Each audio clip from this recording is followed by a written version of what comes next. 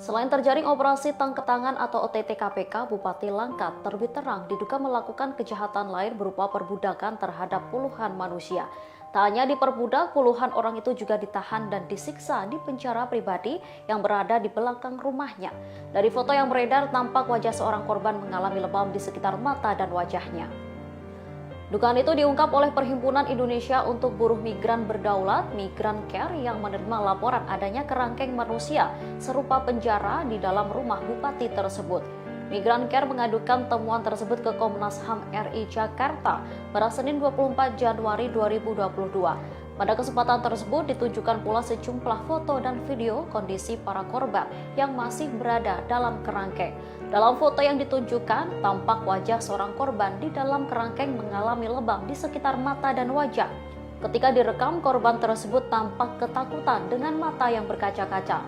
Jeruji kerangkeng menyerupai penjara tersebut tampak terbuat dari besi kokoh dengan 2 gembok terpasang di bagian pintunya.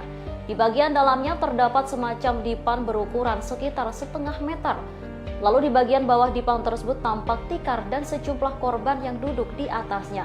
Sedangkan dinding belakang bagian dalam kerangkeng tersebut tampak tali jemuran tempat para korban menggantung pakaiannya. Selain itu tampak pula sejumlah tikar, botol air mineral, sapu dan semacam lemari kecil di dalam kerangkeng tersebut. Ketua Pusat Studi Migrasi Migran Care Anis Hidayah mengatakan, berdasarkan laporan sementara dari masyarakat Langkat, sejak kemarin terdapat 40 orang korban dari praktik keji tersebut. Para korban tersebut merupakan pekerja perkebunan sawit yang diduga dipekerjakan oleh terbit rencana perangin-angin. Belum diketahui berapa lama mereka telah menjadi korban dari praktik tersebut. Selain itu, Anis mengatakan pihaknya juga mengadukan dugaan penyiksaan yang terjadi di sana. Namun temuan tersebut belum dilaporkan ke pihak kepolisian.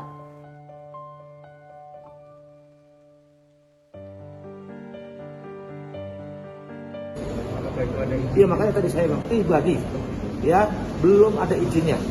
Tapi selama ini saya dalamin bagaimana pemeriksaan kesehatan. Siapa yang bekerja di sana? Dari penjelasannya, di sana mempekerjakan warga binaan yang sudah sehat, dipekerjakan lagi di sana.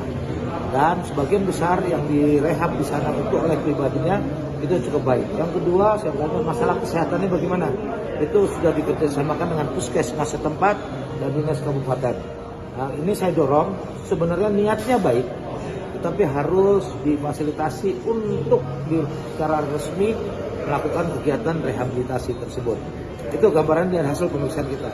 Ini masih terus kita dorong teman-teman BNP untuk bisa memfasilitasi itu. Ya, teman-teman sudah berkoordinasi kemarin kepada BNP supaya diajak pimpinan. Yang begini-begini ini harus terus. Kita tahu teman-teman sekalian, Sumatera Utara menjadi tempat nomor 1, ya, dan ini menjadi concern kita. Kita harus tumbuh kembangkan tempat-tempat rehabilitasi swasta karena pemerintah tidak mampu. Swasta pribadi yang harus tentu harus legal, gitu, harus legal. Jadi ini harus difasilitasi sehingga kemampuan pemerintah untuk membangun tempat rehabilitasi itu sangat terbatas.